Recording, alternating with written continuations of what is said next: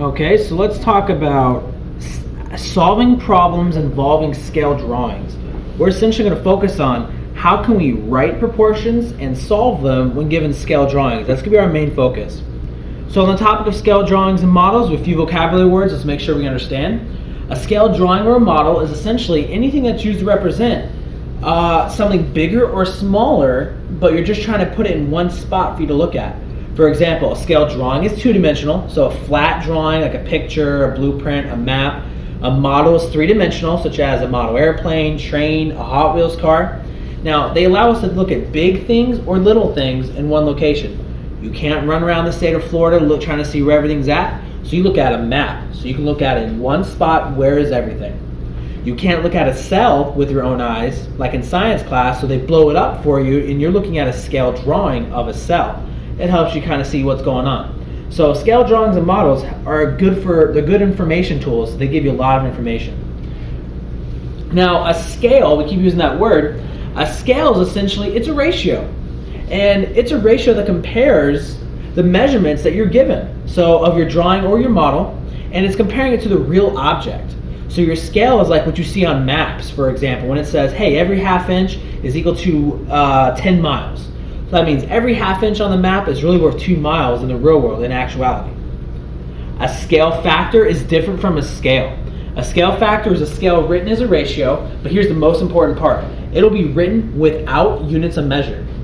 Now, because it has no units of measure, we are going to find them, you'll find, by making all of our units of measure the same, and something will happen.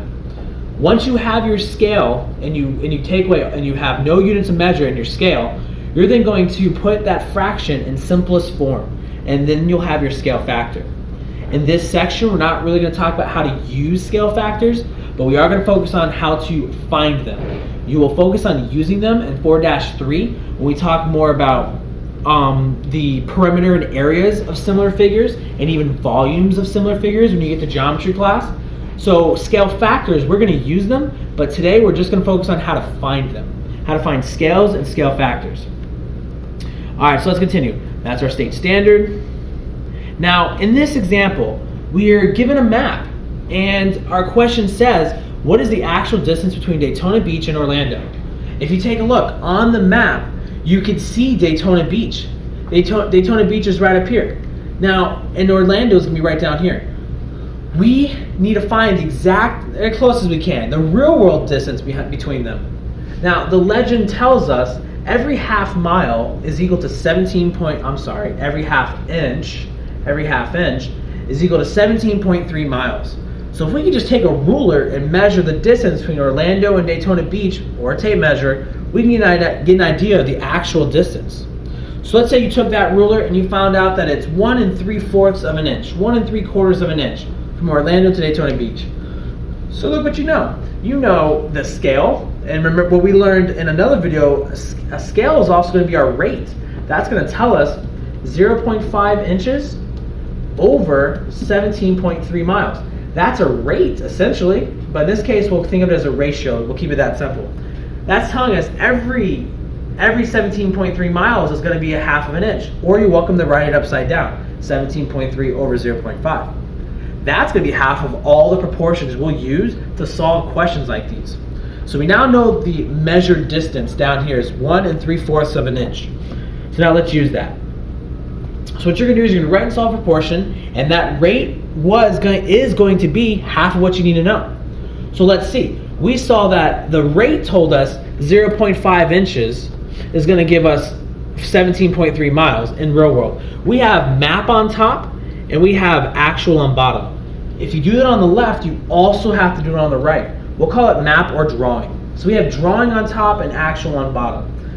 That's the rule for writing proportions when we're talking scale figures or scale drawings or scale models. It's always going to be either drawing on top, in this case the drawing is the map, or model if we're talking three-dimensional, and the actual on bottom, or feel free to flip it. Do drawing over actual on both sides, as long as you're consistent. So if you do it on both sides, that's fine, just make sure you are consistent. So now, let's continue using the cross product property that you use to solve any and all proportions. So that's going to be 17.3 times 1.75. You'll see it right here. And then to go in the other direction, we're going to do d times 0.5. So that's going to be what we got right here. Now it's time to see what you got. So keep going. Simplify. Now you've got to just divide both sides by 0.5. Just like all the videos, take a look at any of the videos if you don't remember how to solve using the cross product property.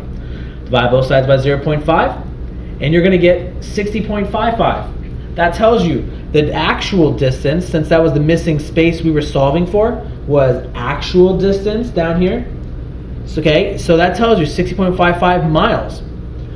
Now, we're going to make that a whole mile simply because when you measure on a map, remember, a hair length on a map could really be worth a couple of miles. So we're going to go ahead and just call that 61 miles. So the actual distance between Daytona Beach and Orlando, we'll say it's about 61 miles. And so that's what you can think about. So you use what you knew about the map, and you now know the straight line distance from Daytona Beach to Orlando. Note, this is not the same distance as if you were to drive on the road, because roads do not go in a straight line from one place to another. They curve, they go around lakes, stuff like that. So now you try a problem. So now press pause for a second, and now you try this problem. Give yourself a moment to give it a shot. Do exactly what we just did. Okay, hopefully you actually hit pause and gave yourself a chance to do it. So now let's see if we can solve this question. It tells us 0.5 inches equals 14 miles. Well, hey, that's our rate, or that's our ratio, that's our scale. Let's get away from the word rate. Let's focus on scale. This is our scale. So that tells us, that means if we do 0.5 over 14 miles, I'll even throw in some inches there, over 14 miles. Because I chose to put inches on top, miles on bottom, okay, that's fine. But units of measure isn't what you should focus on. You should focus on this. Up top, I put the drawing, I put the map, and on bottom I put the actual. So the other side is also going to be drawing over actual. Now we keep reading through the question. It says the measured distance between West Palm and Fort Lauderdale is 1.5 inches. Well, that's a map distance. So since we have map on top, we're going to keep map on top. So our 1.5 goes right there. We don't know how many miles is the actual distance, so we're going to call it x.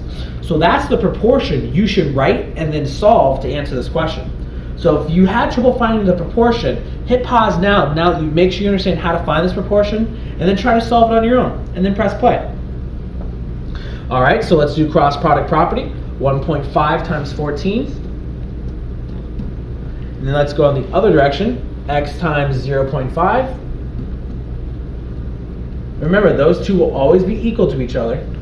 All right, and so you're gonna be like, okay, 1.5 times 14. Well, that's gonna give me 21.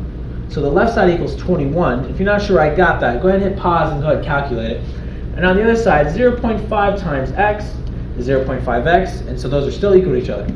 Now to finish solving, we gotta get x by itself, so we have to divide both sides by that coefficient. This is how you get rid of all coefficients. You always divide, because that's the opposite of multiplying.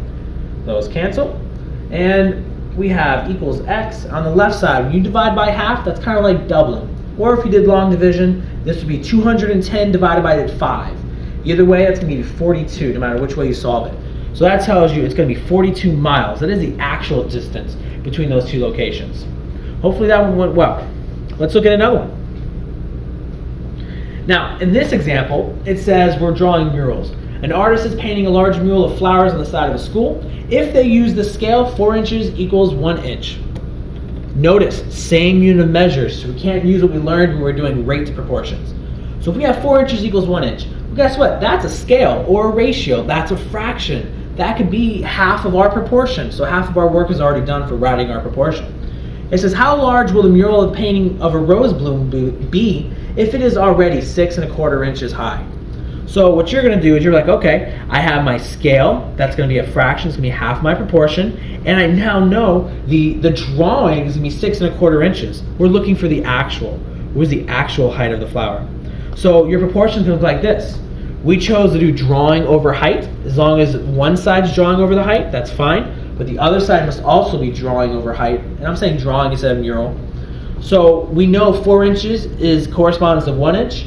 And we know that the height goes on top of the drawing. We don't know it, so that's missing. Over 6 1/4 inches. Notice, I know when they're the same units of measure like this, you realize, oh, well that means the drawing is just 4 times as big because 1 times 4 is 4, so it's just 4 times as big. So if I just did 6.25 times 4, I'll get my answer. Well, hey, look what happens if you use a cross product property. That's what you end up doing anyways.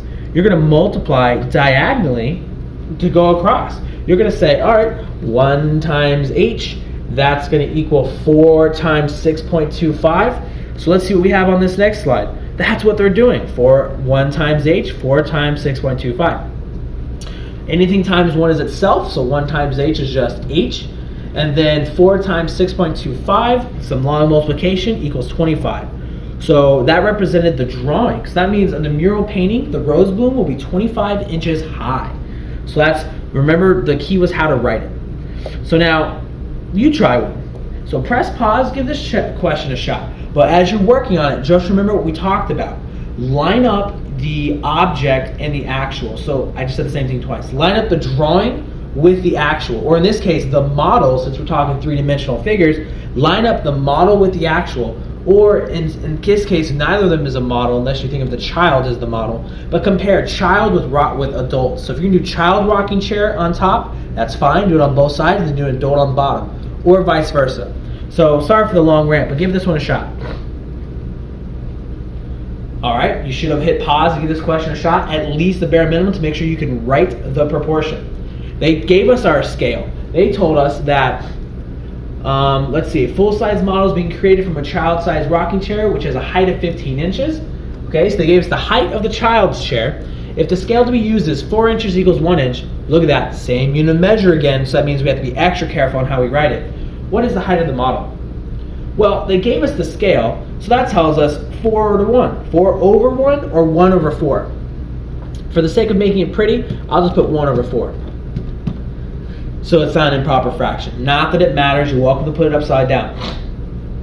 In case it's not obvious, the larger chair is going to be the adult. So the 4 on the bottom right here, the 4 on the bottom represents the adult, and the 1 on top represents the child. So on the bottom we have a child over adult. So they told us the height of the child. They told us the height of the child was 15 inches. Since we have little over big, the child being the little, the adult being the big, we can just say the 15 goes on top of the child. And we don't know the height of the adult. So when you write these, if you want to think of it as little over big or big over little, that's fine. Your scale, it's obvious who's little. 1 is smaller than 4, so that's little over big. On the other side, we got to do little over big again, and in this case, the little child chair is clearly the little when being compared to the big adult chair.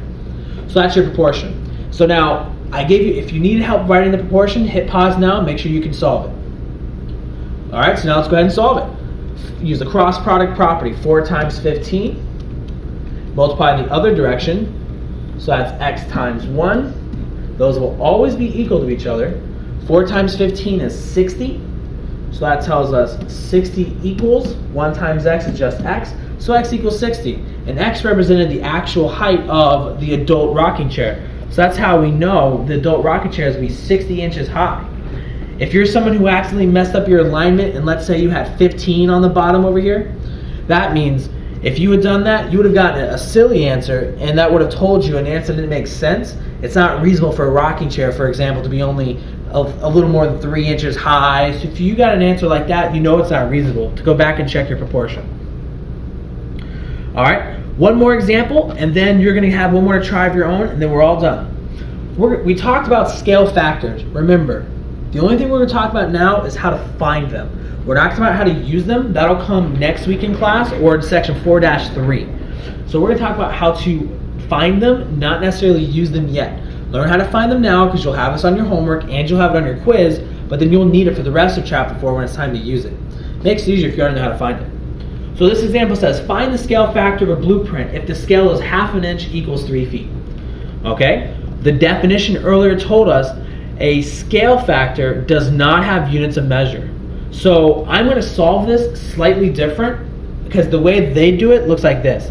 It looks a little confusing. It looks kind of intimidating. I'm going to show you a simple way to do it. Now, what you're going to do is this. You're going to start by writing their scale as a fraction like we normally do. So I'm going to start by saying, okay, so that gives me 1/2 inch over 3 feet. Let's use the definition to help guide us. The definition told us no units of measure, without units of measure. That means we can't get rid of the inches and the feet until they're the same thing so that we can ignore them. So we're going to convert both of the top and bottom to the same unit of measure. we're going to convert either inches to feet, or we're going to convert our feet to inches. Not many of us are very fast and quick at converting half an inch to feet. It's going to be a really small decimal or a small fraction. So I always suggest converting the bigger unit of measure into the smaller one. So let's see. We're going to convert feet to inches. This one's already in inches, so we're just going to rewrite that as half an inch. Now on bottom, how many feet are an inch? 12. I said that backwards. How many inches are in a foot? 12 inches are in a foot. So if you take 3 feet and you multiply by 12, that's going to tell you you have 36 inches. Now look, top and bottom have the same unit of measure, so that means you can ignore it at this point. So if you want, you can even just rewrite it. You can be like, all right, so I have half over 36. So if you just want to ignore the units of measure. So now we have a fraction, but that last part said of the definition said in simplest form, meaning I want to see a pretty, a proper, and a simplified fraction. Meaning no fractions inside of the fraction, no decimals inside of the fraction. Let's make them all whole numbers. So what do you have to multiply the numerator, which is half? What do you have to multiply half by to make it a whole number? Well, if you multiply half by 2, you'll make it a whole number. But now if you do it to the top, you have to do it to the bottom. Some of you might be wondering, well, hey, over here we multiply the bottom by 12, but not the top. That's because we didn't change the value of the bottom. The value of the bottom is 3 feet. That's the same thing as 36 inches. They mean the same thing, so because we didn't change the actual value, we didn't have to do anything to the top. So now back over here, half times 2, well, that's going to give us 1 whole. 36 times 2, that's going to give us 72. So we have 1 over 72, and that fraction does not simplify. So that's actually going to be your scale factor that you're going to need when we start using scale factors. So to recap one more time, we wrote our scale as a fraction. We then converted to the same unit of measure at this step. We then just made our fraction pretty, proper, and simplified. Pretty meaning all whole numbers, no decimals, no fractions inside of our fractions. And simplified meaning make sure that your answer does not simplify any further. So 1 over 72 is the same scale factor that they got, but I think that doing it this way is a bit more logical, and it's a way that makes you really want to understand it. And it's not necessarily this way. I've noticed a lot of students have had a tendency to just try to memorize it and go through and do it, and it doesn't always encourage the most understanding possible, because sometimes it's a little too abstract and goofy, so it doesn't work for everyone. So try either method, whichever one works for you, that's fine. So now we're going to have an example for you to try. Alright, so now in this example, press pause and you give it a shot. See if you can convert this scale to a scale factor. Alright, you better hit pause, at least try it first on your own. Now, as a reminder, I wrote at the top, to make a scale, to do your scale factor, first make your scale. So we'll go ahead and start by doing that. So 1/4 of an inch over 5 feet. I always do it in the order they tell me. Now, it says then convert top and bottom to the same unit of measure. And then simplify. So top and bottom, same unit of measure. In this case, we got lucky. It's just like our last one. We're going to convert feet to inches. So multiply by 12 to go ahead and convert that. That was already in inches, so it's still going to be 1/4 of an inch. The bottom is going to be 5 times 12 is 60. So we're going with 60 inches. Now, top and bottom are both inches, so we can ignore the inches at this point. We just have 1/4 over 60. So I'll write it down here just to make it look clean, so you don't have to worry about the inches anymore. Our last step is to write it, to simplify what it says over here. We're going to write it as a pretty, meaning we want it to look good, no decimals, no fractions. Proper, another way of saying we want to make sure it's a good looking fraction, no decimals, no fractions, and simplify it all the way if necessary. So what do you multiply 1/4 by to make it a whole number? 1/4 is thought of as 1/4. So if you multiply that by 4, let's use another color. Multiply that by 4, that'll equal 1. So now multiply the bottom by 4. 6 times 4 is 24. Put a 0 at the end of it. So 240, 240. So 1 over 240, that's going to be your scale factor. That's going to allow you to work on using this question for problems when we have to find maybe perimeters, or maybe just straight up multiplying to find out what is the length in the actual or the drawing. So we'll talk about more how to use scale factors in the future, but for now, just make sure you can find them. Now, at this point, I've really presented everything I really want you guys to hear, but I'll go ahead and show you a few more of the questions, and I'll pause for a moment before I show the answer. You can press pause and try them yourself. All right, an architect is making a model of an apartment building that's 100 feet tall. Find the scale if the model of the apartment building is 3 inches tall. Using this scale, find the height of the model of a house nearby if the actual height is 25 feet. We have our proportion. We decided to do model over actual. So model's on top, actual's on bottom. You are technically allowed to have actual on top. All right, you got your scale. Make your proportion. Now use the cross product property to solve your proportion. So x equals half. So that tells you on the model it'll be a 1/2 inch. Now you try. Press pause. Try this question on your own. All right, there's your answer. Give yourself some instant feedback. Make sure you understand how to do it. Now try this one. Press pause. Give it a shot. All right, your answer is going to be option B for this one. Okay, in this example, give it a shot again. Press pause. All right, the answer is option A. Give this one a shot. Press pause if you haven't already. Option B. Great job. So now we'll do. I think this will probably one of our last ones. Give this one a shot. Press pause. All right, the answer is option C. So at this point, we're all done. So just make sure that you take the time to practice and come into class